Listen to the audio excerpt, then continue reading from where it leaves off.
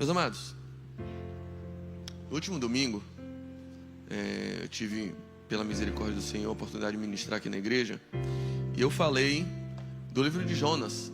O livro de Jonas é o meu livro favorito da Bíblia. E é um livro que eu tenho uma especial predileção. Eu poderia o mês inteiro só pregar em Jonas. Eu tenho sempre assunto em Jonas, é engraçado isso. Mas o meu capítulo favorito da Bíblia não está em Jonas. O meu capítulo favorito da Bíblia, para mim, é o capítulo mais poderoso de toda a palavra. E sim, eu também poderia passar um mês inteiro pregando só nele. Em minha opinião, na minha experiência evangélica, cristã, o capítulo que mais promoveu transformações no meu modo de viver, no meu entendimento sobre o Evangelho, é o capítulo que eu quero ler hoje para vocês, que é o capítulo 15 de Lucas.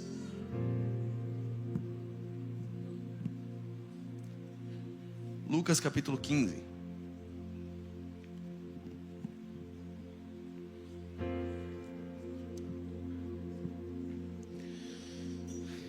Há muita coisa a ser falada nele, mas eu quero dar um especial recorte, e por isso eu vou ler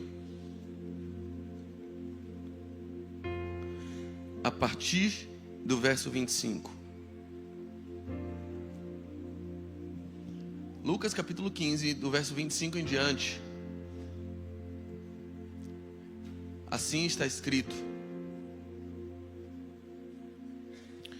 enquanto isso, o filho mais velho estava no campo. Quando se aproximou da casa, ouviu a música e a dança. Então chamou um dos servos e perguntou-lhe o que estava acontecendo. E este respondeu: seu irmão voltou. Seu pai matou o novilho gordo, porque o recebeu de volta são e salvo. O filho mais velho encheu-se de ira e não quis entrar. Então seu pai saiu e insistiu com ele. Mas ele respondeu ao seu pai: olha, todos esses anos eu tenho trabalhado como um escravo ao teu serviço. Eu nunca desobedeci as tuas ordens. Mas tu nunca me deste um cabrito para eu festejar com meus amigos. Mas quando volta para casa esse teu filho que esbanjou os teus bens com as prostitutas, matas o novilho gordo para ele. Disse o pai: meu filho, você sempre está comigo. Tudo que eu tenho é seu. Mas nós tínhamos que celebrar a volta de seu irmão e alegrar-nos, porque ele estava morto e voltou à vida. Estava perdido e foi encontrado. Lucas 15 é um capítulo emblemático da Bíblia. É um capítulo emblemático da minha história, da minha vida. É um capítulo um tanto quanto complexo, então eu vou mais ou menos dissecar e fazer um resumo básico para a gente entender do que esse capítulo está falando. Se a gente pegar o verso 1 de Lucas 15, verso 1, a gente vai ver que Jesus se assentava com um certo grupo dos pecadores. Estava Jesus sentado e chegavam-se perto dele para comer todos os publicanos e pecadores. Se a gente fala publicanos e pecadores, basta falar pecadores.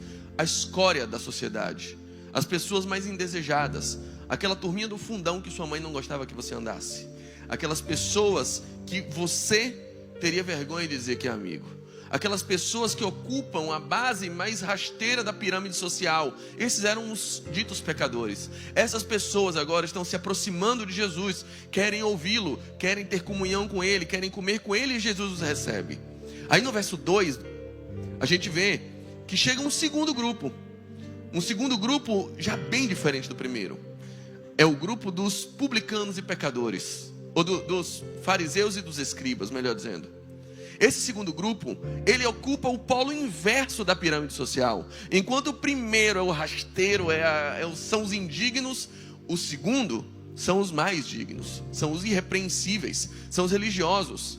É a turminha da frente, são os CDF.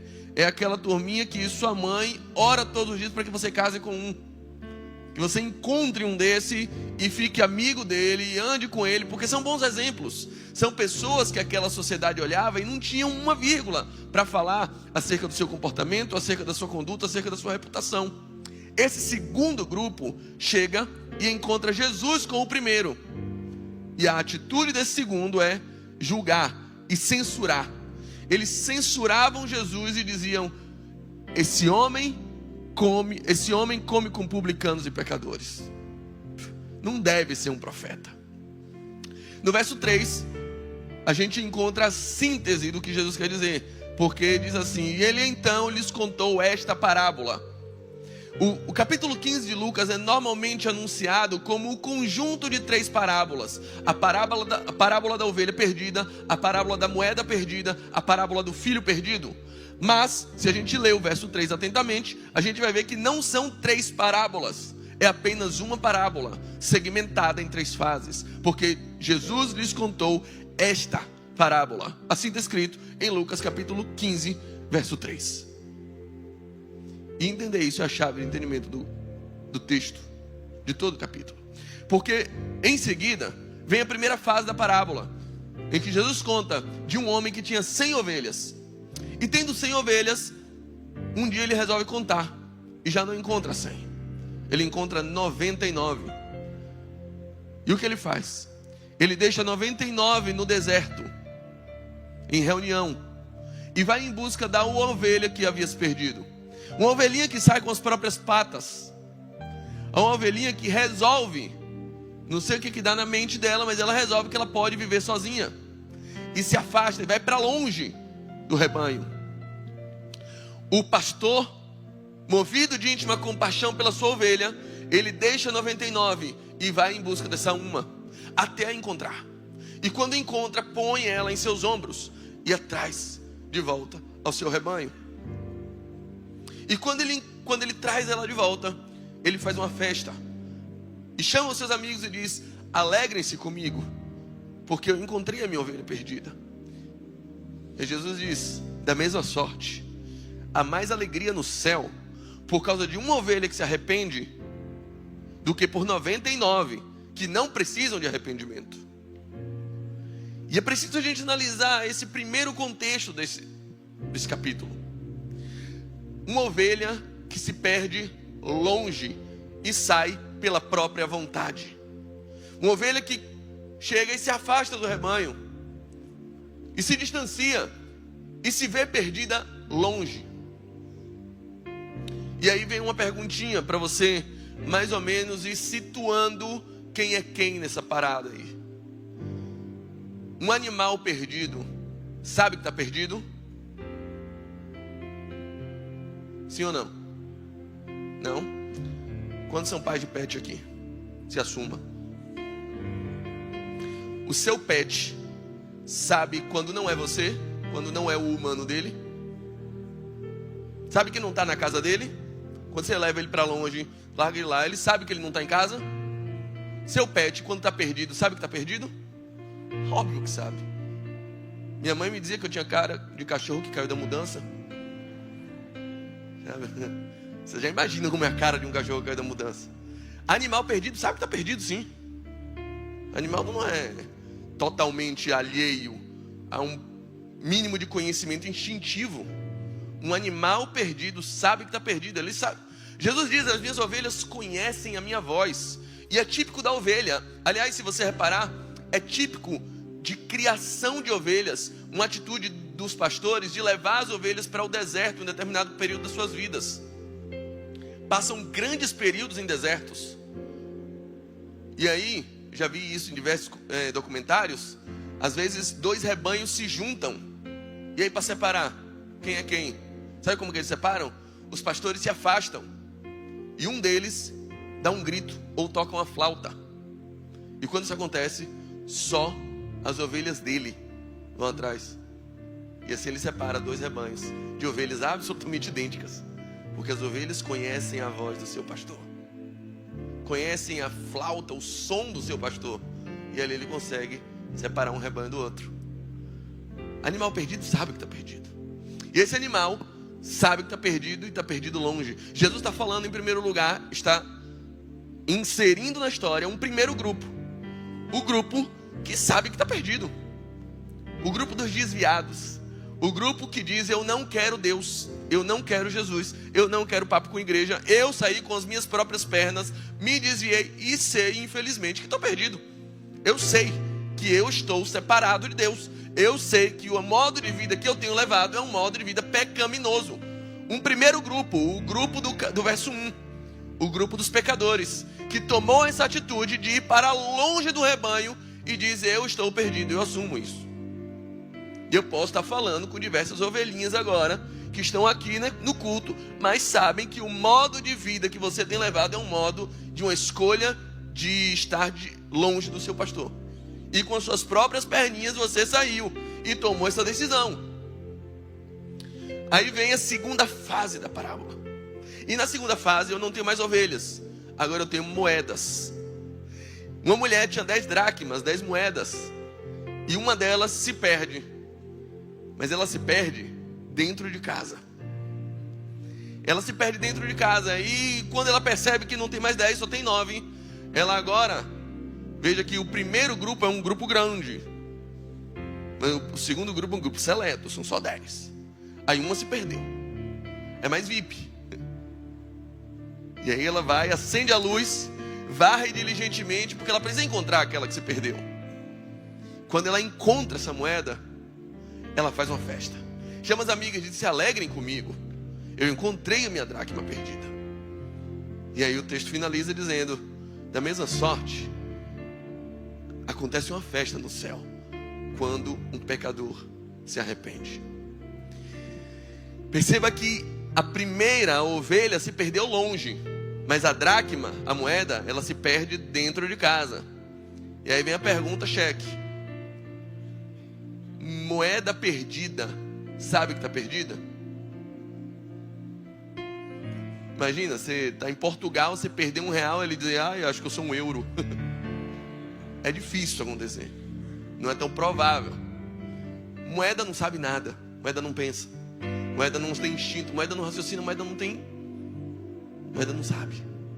Aí Jesus está falando agora de um segundo grupo, o grupo dos VIP, o grupo dos seletos, o grupo que tem valor em si, o grupo dos que se acham, o grupo dos religiosos, o grupo dos pastores, pronto. O grupo dos que não perdem culto, mas que estão perdidos dentro de casa e não têm a menor ideia de que estão perdidos, que não fazem ideia disso, acham que estão bem, porque estão em casa, porque estão ali, mas estão perdidos. E Jesus está falando com esses também, e Jesus está equiparando os dois. E aí no final ele vem com a história do filho, dos 2 filhos. Um filho mais novo, que é como uma ovelhinha, que é o primeiro grupo.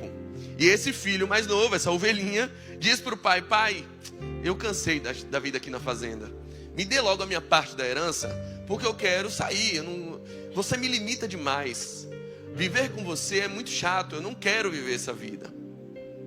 Quando ele está dizendo me dá minha parte da herança, no direito a gente chama isso de pacta corvina, que é pacto de corvos, que é todo tipo de ajuste contratual de pessoas que resolvem versar, resolvem discutir, resolvem debater sobre a herança de uma pessoa viva.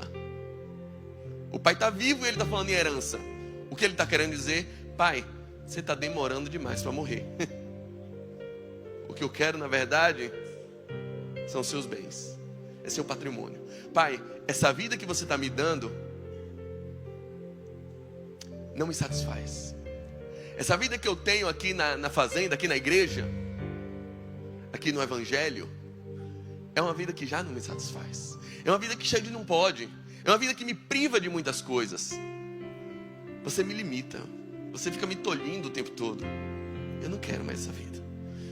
Mas eu também não queria perder sua proteção, não queria perder suas bênçãos, eu não queria perder seu favor. Eu queria uma oração de vez em quando, eu queria prosperidade, eu queria que o Senhor abrisse as portas para mim. Eu gosto das suas bênçãos, mas eu não gosto de você. Viver na sua regra é muito chato. Então me libera. E aí o pai disse: tá bom. O meu aprisco, ele não tem cerca. Quem fica aqui fica pela qualidade da grama. Pode ir. Ele vai e vive uma vida longe do pai. E aí o texto vai dizer que lá longe do pai, a grana dele, a herança, acaba rápido. Ele não percebeu qual é o verdadeiro tesouro dessa fazenda. A gente vai chegar lá. Aquilo que ele tinha levado da casa do pai acaba rápido. E aí ele procura apoio. E o texto diz assim: e ninguém lhe dava nada. E a única coisa que ele encontra é um trabalho para cuidar de porcos. E quando ele está cuidando dos porcos, ele tem um insight, quase com uma epifania. Ele diz: que burrice que eu estou fazendo, eu mereço mais que isso. Não. Até um empregado de meu pai come melhor do que eu estou comendo. Não, é burrice. Eu vou voltar para lá. E vou pedir perdão a ele. Vou pedir até para trabalhar lá. Porque até uma vida de empregado lá é melhor do que eu estou aqui. Se eu for diarista na casa do meu pai, algumas versões vão trazer o texto jornaleiro. Jornaleiro é o que trabalhava por jornada, é o diarista. Se eu for diarista lá, eu consigo comer pão. Aqui eu consigo comer, no máximo, comida de porco. É o que está me dando vontade de comer, porque é só o que eu encontro. E ele se levanta e vai para lá. E aí o pai o recebe, o abraça, o beija, dá uma roupa nova, dá um anel novo, dá um sapato novo. E ele vai tentar usar aquele discurso: pai, deixa eu trabalhar, me receba como um diarista, como um escravo, como um servo, como qualquer coisa. E o pai diz: o pai não deixa ele falar. O pai interrompe a fala dele e diz assim: peguem o principal animal, o bezerro gordo, o bezerro cevado, e matem, porque meu filho estava morto e reviveu. Ele estava perdido e foi encontrado. E ali tem uma lição muito poderosa do Senhor. É que a nossa entrada na casa do Pai não se dá pelo nosso trabalho, não se dá pelo nosso mérito.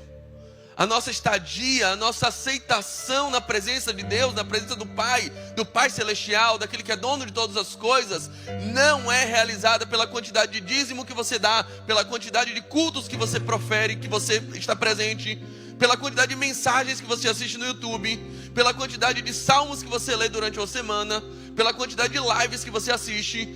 Não é por isso, não é pelos méritos, não é pelo seu trabalho, não é pelas suas jornadas, mas é porque um dia o melhor animal da fazenda do Pai morreu para autorizar a nossa entrada na casa dele. Deus é dono de tudo, de todas as 10 sextilhões de estrelas que existem no universo. Deus é dono das 200 bilhões de galáxias que existem. Deus é dono de todos os planetas catalogados. Ele tinha vários disso tudo, ele tem coleções disso tudo, mas filho, ele tinha apenas um. E para me tirar, e para te tirar do charco de lodo e perdição, do chiqueiro que o pecado tentou colocar como regra de conduta em nossa vida, ele não deu um planeta, não deu uma galáxia, ele não deu uma estrela, ele deu o único filho dele, para que todo aquele que nele crê não pereça, mas tenha vida eterna. Esse é o resumo do evangelho. Esse é o choque de realidade que aquele menino mimado tem quando volta para casa. Você não tente comprar o pai. O pai não está à venda. Não tenta comprar ele. Você é aceito aqui não porque você é bom, mas porque ele é bom. Não porque você se faz digno, mas porque ele é digno de tudo. A relação de paternidade se baseia nisso, nesse carinho, nesse afeto que não pode ser comprado. Quando você vira pai, você começa a ter noção disso. Fico pensando se meus filhos quiserem um dia pagar a dívida que eles têm comigo. Tão fritos. Imagina, chega com 25 anos, minha filha diz: olha, tá aqui, tabela do Excel atualizada pela Selic. Eu contemplo juros e atualização monetária. Todas as LOLs que você me deu. Meu filho, cada Hot Wheels aqui, tá aqui, coloquei, planilhei. Toma aqui, pago. Isso é uma ofensa para qualquer pai. Pai não espera isso. A relação de paternidade é baseada em graça, é baseada em amor. É um afeto que não se compra, que é incondicional. Um filho experimenta isso e percebe a grandeza daquele pai. E agora está na festa. Mas aí no meio chega outro, o que a gente leu aqui. Ele está no campo trabalhando, ele está servindo. E aí quando ele chega, ele percebe o que está acontecendo. Chama, gente, esse barulho aí, essa dança, essa festa é o quê? O DJ está tocando aí. E aí o servo diz: seu irmão voltou. E seu pai ficou muito feliz. Aí ele diz: eu não estou nem acreditando nisso. Isso é uma palhaçada, isso é um circo. Não me peça para me alegrar com essa palhaçada. Eu não vou entrar para essa festa. Não tem nem lógica um negócio desse. E o pai sai da festa para conversar com ele. E aí ele começa a desabafar como a vida dele é ruim. Pai, todos esses anos eu estou na igreja. Eu tenho te servido. Eu me sinto um escravo. Eu estou deixando de ir para a festa. Eu estou deixando de pegar geral. Eu estou deixando de ir para o bloco. Eu estou deixando de... domingo teve Bavi, eu estava na igreja. Eu estou deixando de fazer tanta coisa para te servir. Mas o Senhor mata o bezerro para ele e para mim não dá nenhum cabrito. Sabe o que ele está dizendo? Eu mereço mais. Eu mereço mais. É sobre esse sentimento que eu quero falar. O sentimento do mais novo ao sair da fazenda. Essa vida aqui está muito chata, eu mereço mais. Me dá a herança aí, eu vou viver outra vida. Eu mereço mais que isso aqui. A minha juventude está acabando. Eu estou perdendo minha juventude vivendo algo que não está me satisfazendo, porque você diz que eu não posso fazer nada. Eu mereço mais que isso. E ele sai.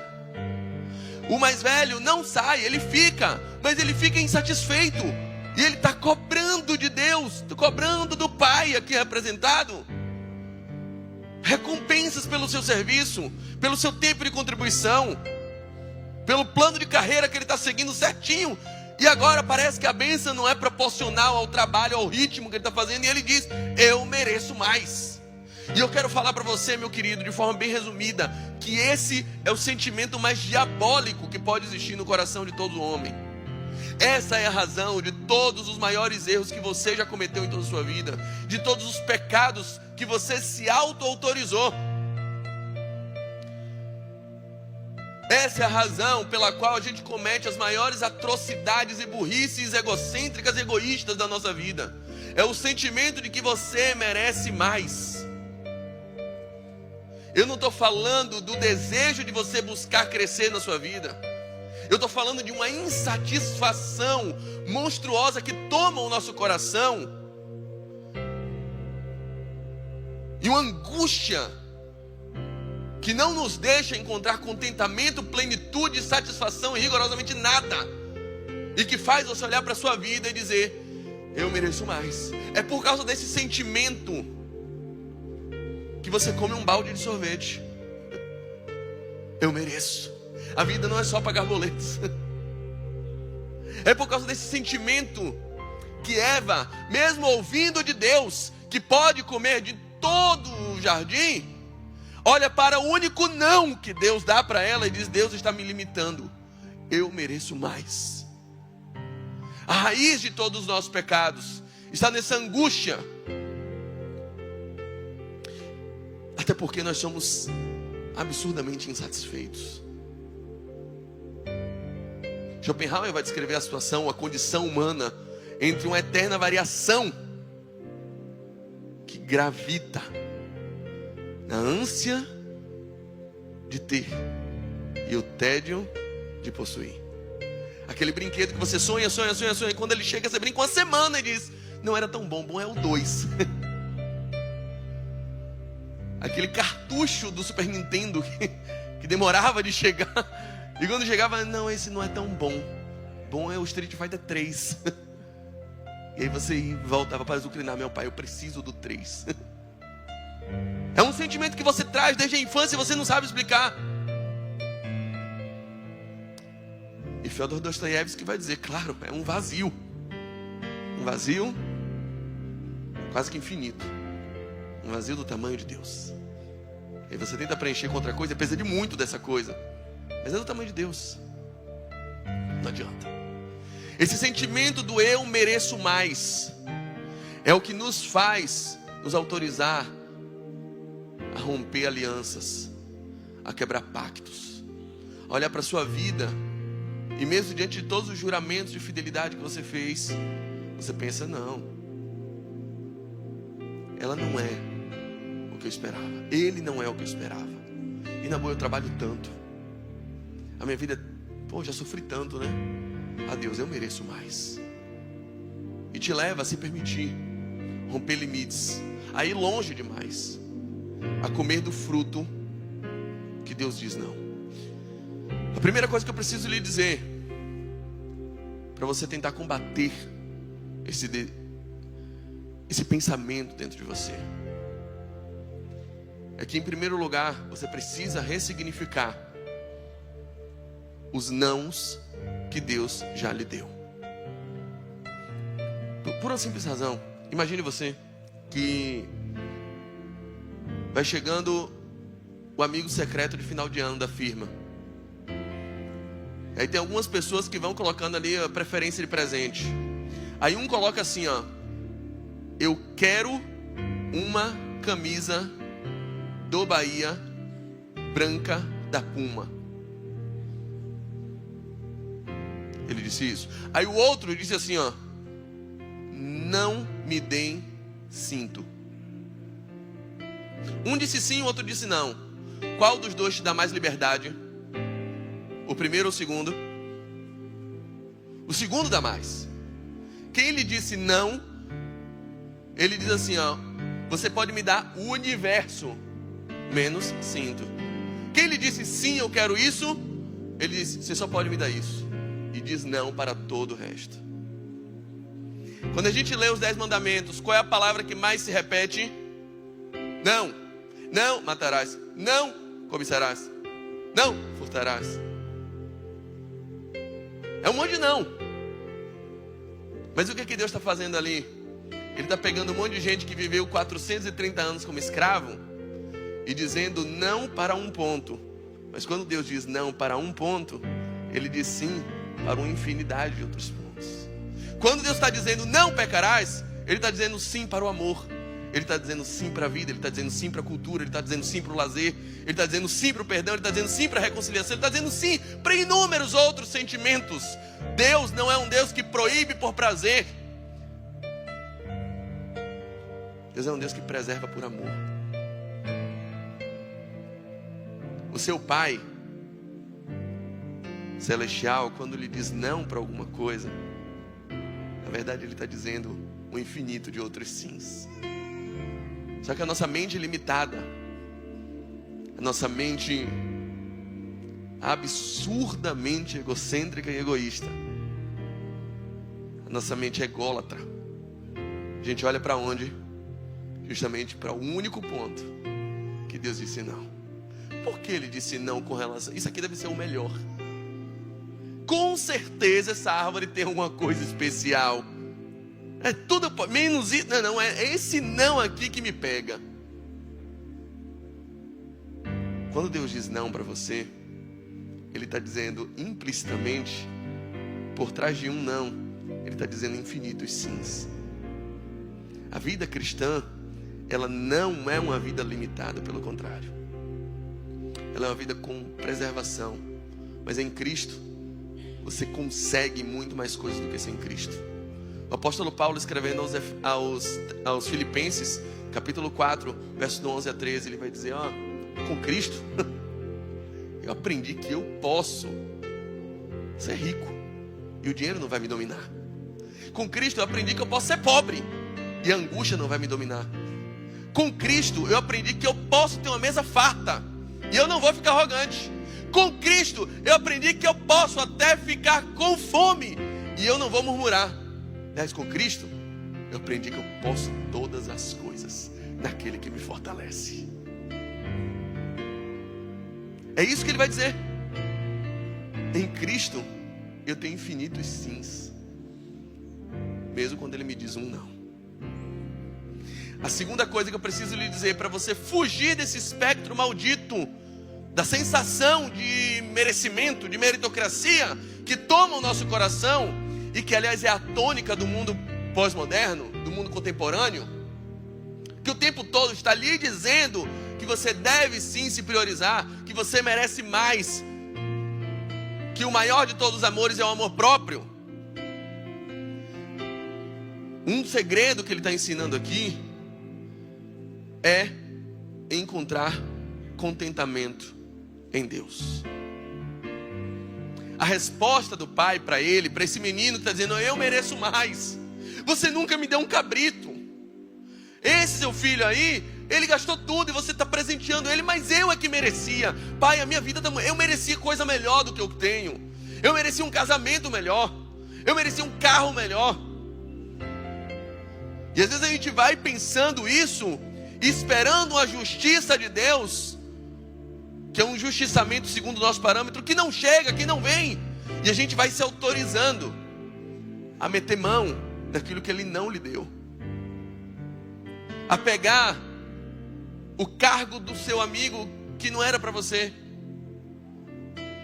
a receber um pouco mais do que você recebe de uma forma que não foi a que Deus reservou para você, a estar com uma pessoa que não foi a pessoa que Deus escolheu para você. E essa tentação bate no coração com certa frequência. O que você me deu não é o bastante. O que você me deu não é suficiente. E aí o pai, para quebrar, o pai não entra nesse jogo. O pai não entra na balança. Ó, peraí, então vamos compensar. Tá bom, nem um cabrito, vai um galeto então. O pai não entra nessa. A resposta do pai é categórica. Quando a gente olha no verso 31, disse o pai: meu filho, você sempre está comigo. O maior presente que podemos receber da mão do pai é o pai. A única coisa que você tem que fazer questão e nunca pode abrir mão é da companhia do pai. Uma vez eu estava com meus dois sobrinhos, ainda eram pequenos, Enzo e Henrico, os filhos da minha cunhada. Em casa, Enzo maior batendo no menor, porque chegou um patinete novo. E naquele dia, Henrico menor querendo brincar de patinete e Enzo maior dizendo: não, você não vai brincar, que quem manda sou eu, a lei do mais forte, sou o irmão mais velho. E cada tentativa de Henrico de pegar aquele patinete era um soco na cabeça. E eu tentando separar desesperadamente, mas foi uma tarde inteira de inferno naquela casa, de dois irmãos que não paravam de brigar por causa de um diabo de um patinete. Até um momento, e foi assim, muito especial aquele momento para mim, porque foi um momento em que o barulho da porta da frente aguçou. E quando aguçou, o menor Henrico disparou. Ele parecia ter adivinhado o que era. Era meu cunhado Leonardo, o pai deles chegando. E quando Léo abriu a porta, Henrico parece que deu aquele salto de João do pulo, de uns 5 metros, e caiu encaixado no pescoço do pai, com a perna aqui já cinturada, e abraçou o pai, e olhou para trás e falou assim: Enzo, pode ficar com o patinete.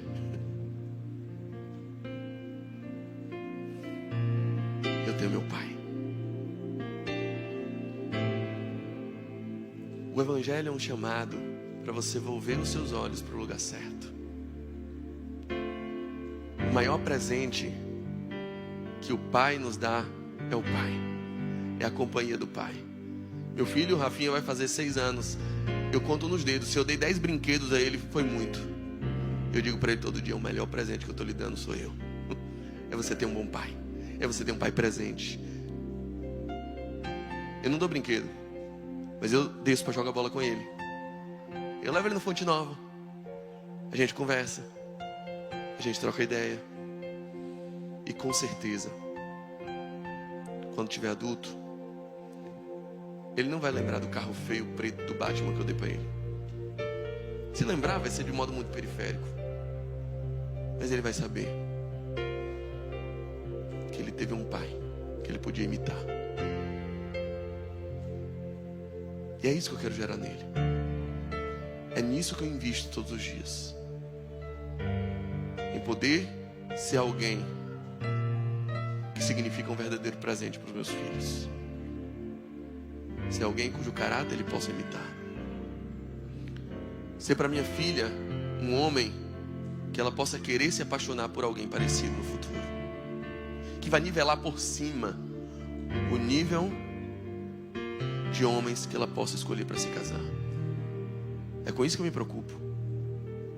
O pai está olhando para ele, você está preocupado com um cabrito? Você sempre está comigo, seu imbecil. Que eu possa estar falando com gente que tem o pai inteiro à disposição, mas que não gasta 1 minuto da sua semana conversando com ele, mas não para de chorar por causa de cabrito. Não para de chorar pela bênção que não veio, porque você acha que você merece mais. Eu posso estar falando com gente que está há 40 anos na casa de Deus e nunca se encontrou com o dono dela. Eu posso estar falando com gente que mora na fazenda, que trabalha na fazenda, que prega na fazenda, que canta na fazenda, que está ali gasto, igual um escravo, trabalhando na fazenda, mas que nunca deu um cheiro no cabelo do pai, que nunca abraçou o pai. O mais novo era do mesmo jeito, porque o mais novo, quando está lá no chiqueiro, ele não sente saudade do pai, não. Ele está pensando no pão. Quantos trabalhadores do meu pai têm pão? Eu não tenho pão. Ele também quer bem, ele também quer bênção. Até ele chegar lá e receber um abraço do pai. Ele, agora sim eu entendi. A riqueza que eu tinha, fora, longe do meu pai, a riqueza acabou rápido, dissolveu. Parecia uma torneira caindo. Qual o segredo? O segredo da casa do pai é o pai, meu lindo. O segredo da casa do pai é o pai. O melhor de Deus é Deus, não é o que Deus pode lhe dar. Salmo 23 vai nos elucidar isso. O Senhor é meu pastor, e porque o Senhor é meu pastor, eu não sinto falta de mais nada. E se eu andar num vale de sombra de morte, eu não tenho medo. Por quê? Porque eu tenho o Pai, porque tu estás comigo. Então pode faltar tudo, só não falte você. Essa é a declaração de um salmista que tem segurança e contentamento, e por isso ele não acha que ele merece mais, porque em Cristo ele já tem tudo, porque em Deus ele está pleno, ele está satisfeito. A terceira coisa é que o Evangelho nos ensina o que é a sua síntese quando nos fala da palavra graça. Quando Paulo escreve em Tito capítulo 2:11, que a graça se há manifestado, trazendo salvação a todos os homens. E Paulo fala em Efésios capítulo 2, verso 8, porque é pela graça que sois salvos, segundo a fé. Isso não vem de vós, é dom de Deus. Não é pelas obras, não é pelo mérito, não é pelo esforço, para que ninguém ache que merece. E para que ninguém cobre a Deus, achando que merece mais do que o que recebeu. A graça é aquilo que funde completamente a lógica humana e nos diz que nós somos recebidos na casa de Deus, não pelo que fazemos, e apesar do que fizemos, mas pelo que Ele fez por nós. Quando o filho mais novo chega, ele quer dar uma explicação, ele quer pedir desculpa, ele quer contar um inventário de tudo que aconteceu. Pai, eu pequei contra o céu, eu pequei contra ti, já não sou digno de ser chamado teu filho, me faça como um dos seus. Pai, cala a boca, cala a boquinha, não precisa terminar. Deixa eu te dizer, meu lindo, eu não contabilizo os seus débitos, eu não contabilizo, eu te amo apesar disso. Você não está aqui porque você é rico, porque você comprou, você está aqui porque eu sou rico e porque eu sou bom. Eu te aceito apesar de quem você é. Eu não estou aqui contabilizando os seus débitos. Aí vem o mais velho e diz: olha, todos esses anos eu tenho te servido. Aliás, eu tenho te servido como escravo. Aliás, eu tenho te servido como escravo sem nunca te desobedecer. Aliás, eu tenho te servido como escravo sem nunca desobedecer e nunca ganhei um cabrito. Pai, cala a boquinha, cala a boquinha. Eu não contabilizo créditos. Comigo, essa calculadora não funciona. Não funciona. Pra quê? Você vem dizer pra mim que você merece mais? Então eu não sei distribuir meus cabritos, eu não sei administrar os meus bens. Querido, aqui não funciona assim. Essa parábola é um convite ao arrependimento, e é fácil você entender por que um bandido precisa se arrepender, porque um homicida precisa se arrepender, porque ele faz tudo de errado. O menino que sai da fazenda, o publicano e o pecador, a gente sabe que tem que se arrepender. Porque ele é adúltero, porque ele é homicida, porque ele é bandido, porque ele é ladrão, porque ele furtou, porque ele cobiçou, porque ele faz tudo errado. Mas essa parábola também é um convite ao arrependimento da moeda. Quando a moeda é encontrada, há uma festa. E ele diz, há uma festa no céu quando um pecador se arrepende. E a moeda faz tudo certo. O filho mais velho está dizendo, eu fiz tudo certo. E o pai diz, mas você fez tudo certo pelos motivos errados. Não adianta fazer jejum, fazer campanha, cantar no grupo de louvor, vir todos os domingos e todas as quartas, estar na igreja, se tudo que você quer é colocar a mão nos cabritos do pai. Se não é por amor, mas só para se apropriar dos bens dele. Porque você acha que você merece mais. Esse sentimento gera em nós dois grandes extremos. Quando você acha que você merece mais, ou você se afasta de Deus, indo para o pecado, na bagaceira, na lama, que eu mereço mais. Até você provar o sabor da lama e cair em si, que você está na lama. Ou você vai para o outro extremo, o extremo da hiperreligiosidade. Eu mereço mais, então eu vou ser o mais santo, o mais crente, o mais fiel, porque assim Deus me dá mais. Eu não estou fazendo nada por amor, eu estou fazendo porque eu quero mais cabrito, eu quero mais herança, eu quero mais bens, eu quero mais aprovações de concurso, eu quero mais isso. E esse também se frustra, porque no fundo, são dois lados da mesma moeda. Eles são iguaizinhos em caráter, só que um tem mais coragem que o outro. Porque esse que está aqui, ele está chateado, ele se sente um escravo, porque ele não tem prazer. Ele queria estar onde o mais novo estava. O coração dele estava lá, mas ele não vai pelo medo do inferno, pelo medo de perder as bênçãos. Ele quer pegar o dinheiro e quer aplicar em tudo, mas ele dá dízimo, porque ele tem medo de um demônio devorador, cortador, migrador, gafanhoto roubar o salário dele. Ele é só pelo medo, porque ele aprendeu que quem não dizima na igreja dizima na farmácia. Então ele está com medo. Amar a Deus, querer um bem para a causa de Deus, querer ajudar a igreja, querer... Não, você esquece. Ele quer para ele. A última coisa que eu preciso dizer para você é que esse sentimento de merecimento, ele vai embora também com a última dica. A quarta dica para você é: cresça. Cresça. Maturidade. Existem duas palavras no grego que designam filiação. A primeira palavra é huios. E huios quer dizer filho maduro, filho adulto. A palavra vai dizendo o tempo todo na parábola aqui que um pai tinha dois huios, dois filhos adultos. E o huios mais novo e o huios mais velho vai falando assim, huios. Mas chega nesse final, quando o pai olha para ele e diz: filho, tu sempre estás comigo. O pai não usa huios.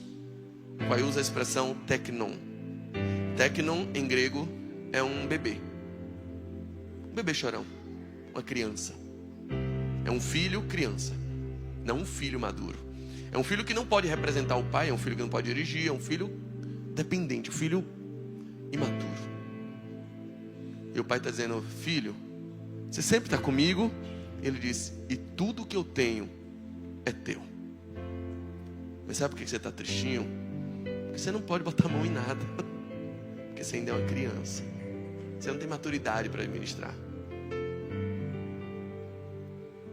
Gálatas capítulo 4, verso 1 diz assim: o filho, ele pode ser dono de tudo, mas enquanto ele não atinge a maturidade, enquanto ele não atinge a maioridade, ele não difere em nada de um escravo. Porque ele não pode usar nada. Ele pode ser dono de tudo, mas não usa nada. E aquele menino mais velho, ele se sente como? Todos esses anos eu tenho trabalhado como um escravo, assim que ele se sente. Ele é um escravo. O filho mais novo, ele diz: eu vou voltar para a fazenda, então eu vou pedir para me tornar um escravo. É assim que eles se sentem, porque na verdade são duas crianças. Eu quero dizer para você, Deus tem reservado Eu creio mesmo que Deus tem reservado coisas grandiosas para muita gente aqui. Tem gente aqui que Deus reservou um cargo num concurso. Eu acredito nisso. Que Deus tem reservado muitos bens até, prosperidade material. Que Deus tem reservado um casamento lindo para você. Mas Ele ainda não pode lhe dar. Porque você é criança demais para administrar os bens que Ele reservou para você. E talvez você nunca toque nisso, porque você não cresce. Tem carro na minha garagem hoje, mas meu filho não vai poder dirigir. Ele tem 6 anos. Se ele tivesse 18, ele poderia. 18 e com carteira de motorista. Mas com 6 ele não pode. Vou dizer uma coisa: seu Pai Celestial não passa dificuldade. Ele é dono de tudo. Mas pode ser que você ainda viva igual um escravo, numa carência interminável, nesse sentimento de eu mereço mais, porque tu não tem maturidade ainda para assumir tudo que o Pai Celestial quer colocar à sua disposição. Então meu último conselho é: cresça, velho. Cresça. Começa se arrependendo. Deus fica alegre quando você vem na igreja. Deus fica alegre quando você louva. Deus fica alegre quando você é promovido. Deus fica alegre quando você conquista coisas. Mas festa no céu só acontece quando há arrependimento. Arrependimento. Arrependimento é isso. É voltar atrás, é repensar suas escolhas, é repensar seu modo de vida, é ser uma outra pessoa diferente da que você é. Arrependimento pelas coisas erradas. Arrependimento por ter saído de perto do Senhor. Arrependimento por ter sonegado, por ter negado a fé que você aprendeu desde criança. Arrependimento por ter trocado o banquete da casa do Pai pelo chiqueiro onde você anda passeando. Arrependimento pelos erros cometidos, mas também arrependimento por essa mentalidade egoísta e mercantilista que acha que o Pai está à venda e que por causa da sua vinda na igreja você bateu um ponto que ganhou um crédito com Ele.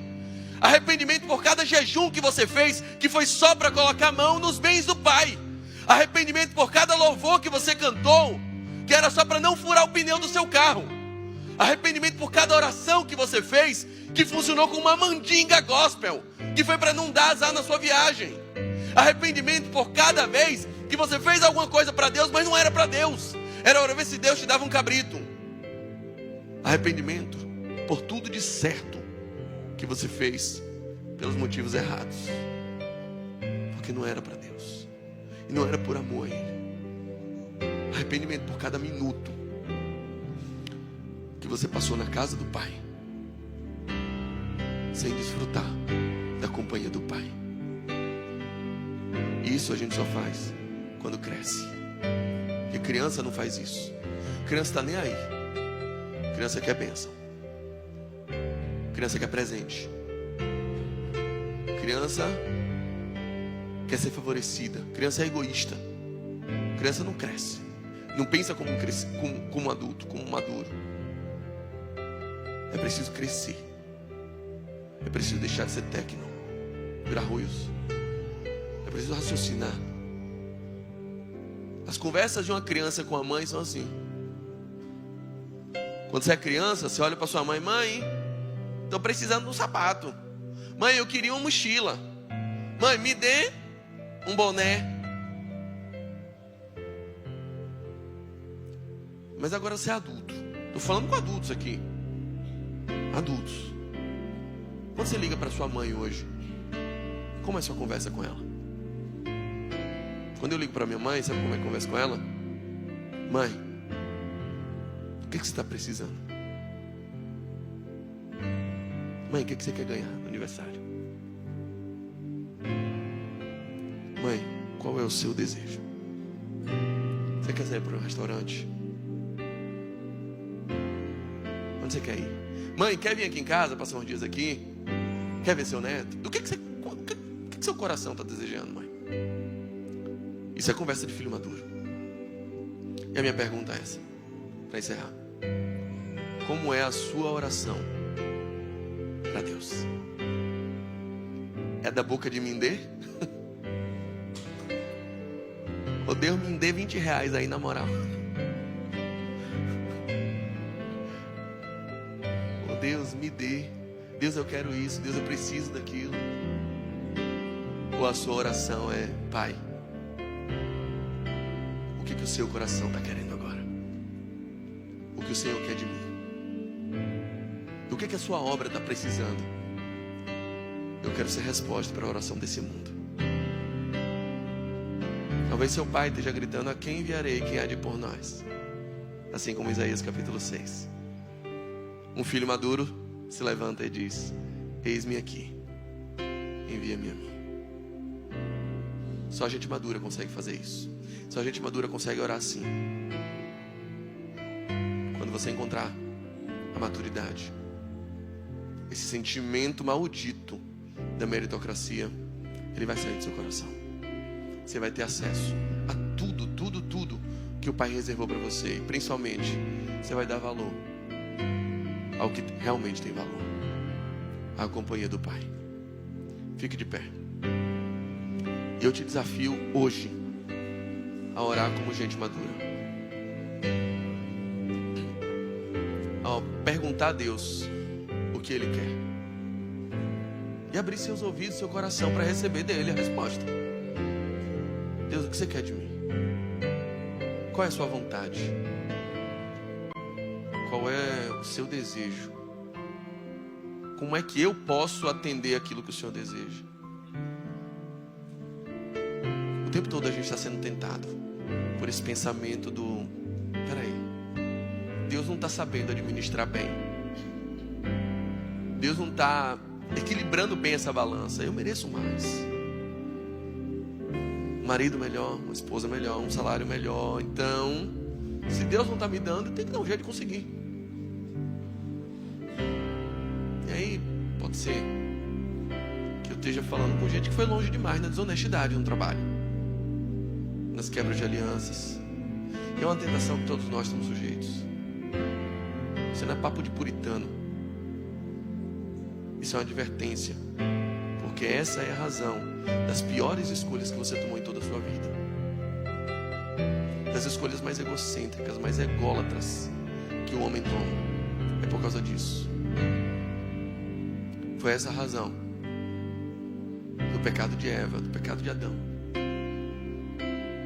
Saiba que Deus não é alguém que limita porque é déspota, porque é autoritário. Deus é um ser, é um pai que preserva porque ama. E para cada não que Ele lhe dá, há infinitos sims que Ele possibilita. Ah, mas com Deus eu não posso fazer aquilo. Sem Deus você não pode largar esse vício. Sem Deus você não pode resolver esse problema de carência do seu coração.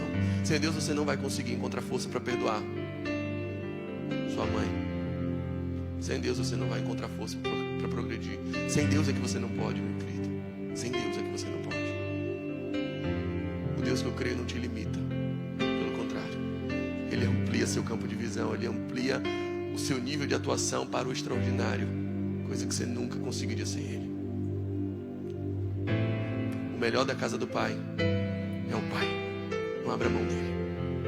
Não abra mão dele. E feche seus olhos agora e converse com Ele, orando como um filho adulto.